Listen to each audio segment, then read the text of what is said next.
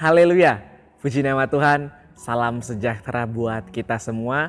Mari terus merenungkan firman Tuhan menggunakan 365 hari yang mengubahkan, agar kehidupan kita hari demi hari semakin diberkati oleh setiap renungan yang kita dengar bersama-sama. Puji nama Tuhan, mari saya mengajak untuk kita semua belajar dan merenungkan firman Tuhan bersama-sama dalam pembacaan kita pada hari ini di dalam Wahyu 18 ayat 21 dengan tema hidup takut akan Tuhan. Saya akan membacakannya untuk kita semua. Wahyu 18 ayat 21 firman Tuhan. Dan seorang malaikat yang kuat mengangkat sebuah batu sebesar batu kilangan, lalu melemparkannya ke dalam laut, katanya, demikianlah Babel, kota besar itu, akan dilemparkan dengan keras ke bawah, dan ia tidak akan ditemukan lagi. Puji nama Tuhan. Pada saat ini kita akan merenungkan firman Tuhan menggunakan OIA, observasi, interpretasi, dan aplikasi. Di dalam observasi, kitab Wahyu ini tentunya kita tahu bersama ditulis oleh Rasul Yohanes. Rasul Yohanes menerima penglihatan dari Tuhan lewat malaikat yang ditugaskan oleh Tuhan sendiri. Rasul Yohanes menerima penglihatan tersebut karena ia berkenan di hadapan Tuhan untuk Tuhan memakainya menjadi alatnya. Di dalam penglihatan, Rasul Yohanes pada Wahyu 18 ini berbicara tentang jatuhnya Babel. Lalu di perikop yang kedua dibahas tentang kehancuran Babel, dibuangnya Babel, dan Babel tidak akan bangkit lagi, tidak akan ditemukan lagi karena telah dibuang ke bawah, ke dalam laut yang telah kita baca bersama-sama tadi. Lalu di dalam interpretasi, makna Babel ialah seluruh kekuatan sosial, ekonomi, politik, dan sebagainya, yang dimana mereka mempraktikkan kekerasan, kekejaman, percabulan, dan berbagai-bagai kejahatan lainnya. Itu semua kejahatan terdapat di Babel. Lalu Wahyu 18 ayat 21 ini digambarkan seorang malaikat yang kuat mengangkat batu sebesar batu kilangan dan membuang batu tersebut ke laut. Dan batu tersebut tidak akan ditemukan lagi oleh siapapun, karena dibuang di laut itu tempat yang sangat gelap, tempat yang paling bawah yang tidak akan ditemukan oleh manusia. Begitu juga ia akan terjadi kepada Babel. Ini adalah suatu bentuk penghukuman atas Babel karena ada begitu banyak dosa, kecemaran, pembunuhan, dan segala dosa yang telah dilakukan di Babel.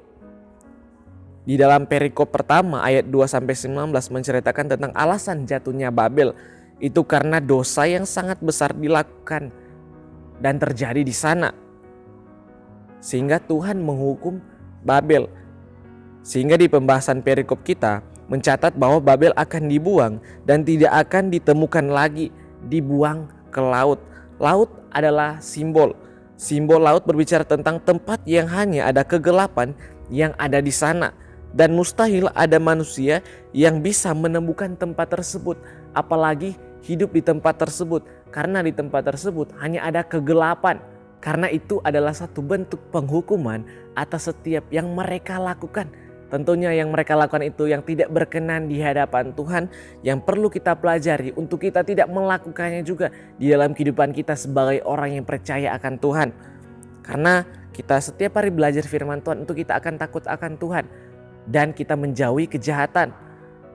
Setiap kejahatan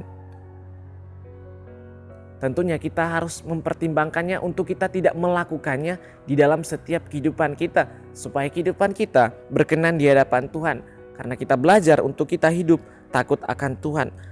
Babel menawarkan hal-hal yang berkaitan dengan tubuh jasmani, entah itu pakaian, kekayaan, kekuasaan, dan lain-lain. Dan cara mereka mendapatkan itu dengan menggunakan hal-hal yang kotor, entah itu mereka menggunakan sihir, cara yang licik, kejam, dan ada yang sampai membunuh untuk mendapatkan sesuatu yang mereka inginkan. Mereka inginkan tersebut membuat mereka berdosa.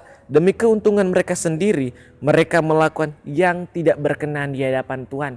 Mereka melakukan hal-hal yang membuat mereka berdosa, jatuh ke dalam dosa. Dan di Babel bukannya bertobat ketika melakukan satu kesalahan atau melakukan satu dosa, mereka malah melakukannya terus-menerus, sehingga ini yang membuat Tuhan murka atas mereka. Sehingga Tuhan murka atas tingkah laku, kekejaman, lalu mereka dibuang oleh Tuhan, menghukum mereka atas apa yang telah mereka lakukan, dan mereka tidak akan bangkit kembali karena mereka telah dihukum oleh apa yang telah mereka lakukan di dalam kehidupan mereka. Memang kita juga seperti itu Bapak Ibu Saudara. Kita seperti diuji seberapa beratkah iman kita diuji. Dengan dunia menawarkan hal-hal yang berkaitan dengan hidup yang enak, hidup yang mewah dan sebagainya untuk kita nikmati di dalam kehidupan kita.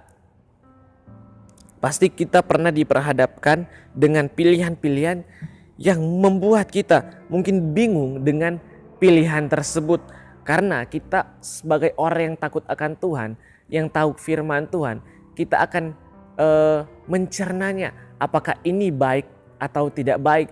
Tentunya secara jasmani mungkin kita, wah ini baik, ini bagus untuk kita nikmati. Tetapi secara rohani kita yang tahu firman Tuhan, maka kita akan mempertimbangkan karena ini yang tidak berkenan di hadapan Tuhan. Jadi kita dapat membedakan mana yang baik dan mana yang tidak baik. Mana yang berkenan di hadapan Tuhan, mana yang tidak berkenan di hadapan Tuhan. Tentunya yang tidak berkenan di hadapan Tuhan itulah yang tidak kita lakukan. Melainkan apa yang berkenan di hadapan Tuhan itulah yang kita lakukan. Satu hal yang harus kita ingat bahwa semua yang ada di bumi ini akan lenyap. Entah itu harta, kekuasaan dan sebagainya. Lalu yang harus kita ingat dan kita pertahankan yaitu bahwa kita harus tetap teguh iman kita dalam Tuhan Yesus. Ketika ada godaan-godaan yang datang, kita harus tetap teguh iman kita pada Tuhan untuk kita takut akan Tuhan dan menjauhi setiap kejahatan-kejahatan yang membuat kita berdosa di hadapan Tuhan. Karena itulah yang Tuhan inginkan untuk kita menjauhi setiap dosa-dosa yang diperhadapkan kepada kita. Tidak mungkin orang benar mempunyai pengharapan kepada Tuhan akan tergoda atau akan mengambil pilihan yang membuat dia jatuh ke dalam dosa. Seandainya mungkin mengambil satu kekeliruan, mengambil keputusan yang salah, maka kita belajar untuk memohon kemurahan kepada Tuhan. Atas kesalahan tersebut kita memohon kemurahan, kita harus bertobat kepada Tuhan dan berbalik kepada Tuhan, melakukan apa yang benar di hadapan Tuhan tentunya. Jadi kita belajar Bapak Ibu Saudara, kisah Babel ini mengajarkan kita harus menjauhi setiap segala yang tidak berkenan di hadapan Tuhan. Entah itu hawa nafsu, percabulan, setiap kejahatan-kejahatan yang membuat kita berdosa, kita belajar untuk kita berusaha untuk tidak kita melakukannya tentunya. Supaya kehidupan kita dapat menerima kehidupan yang kekal daripada Tuhan. Tentunya kita semua tidak ingin kita dihukum atas setiap apa yang telah kita perbuat. Melainkan kita ingin menikmati apa yang telah kita harapkan selama ini. Tentunya tujuan kita adalah surga dan kita harus mempertahankan iman kita kepada Tuhan Yesus Kristus supaya kita dapat layak memperoleh apa yang telah kita harapkan tersebut. Memang untuk memilih apa yang baik di hadapan Tuhan itu sepertinya kita tidak mendapatkan apa-apa. Sepertinya kita kosong, tidak mendapatkan apa-apa. Tapi yakin dan percaya bahwa pilihan kita yang baik, pilihan kita yang benar di hadapan Tuhan, pasti Tuhan memperhitungkannya. Tuhan akan memperhitungkannya untuk supaya kita dapat layak menerima janji-janji firman Tuhan yang telah disampaikan Tuhan kepada kita. Dan kita belajar untuk kita selalu takut akan Tuhan. Setiap kejahatan yang dilakukan di Babel, yang dilakukan oleh Babel, kita belajar untuk kita tidak melakukannya, melainkan kita menjauhinya dalam setiap kehidupan kita, agar supaya kita tidak dihukum, melainkan kita menerima janji-janji firman Tuhan yang akan digenapi kepada setiap orang yang benar, setiap orang yang kudus, setiap orang yang mempertahankan imannya kepada Tuhan Yesus Kristus. Puji nama Tuhan. Kiranya firman ini dapat menjadi berkat, kekuatan, sukacita, dan bekal bagi setiap kehidupan kita. Terima kasih telah mengikuti renungan 79 yang mengubahkan. Bapak, Ibu, Saudara yang ingin didoakan untuk pokok-pokok doa tertentu atau ingin menceritakan kesaksian mujizat kesembuhan, pemulihan masalah keluarga dan lain-lain dapat disalurkan melalui chat WhatsApp di nomor 0813 2742 0088. Tuhan Yesus memberkati kita semua. Amin. Mari kita satu dalam doa, kita berdoa. Bapa yang baik, kami mengucap syukur Tuhan atas setiap kebaikan Tuhan di dalam setiap kehidupan kami.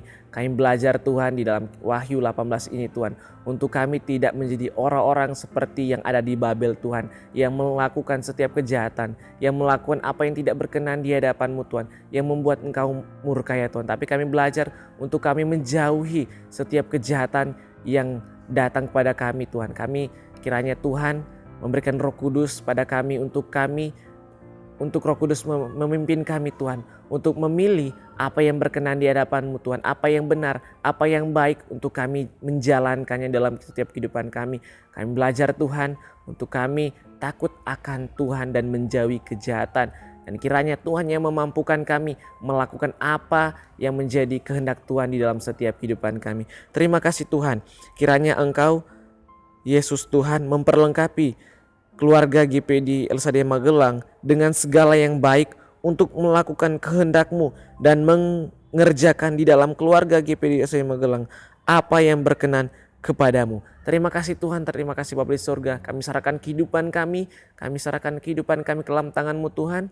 Hanya dalam nama Tuhan Yesus kami berdoa dan mengucap syukur. Haleluya, puji Tuhan. Amin.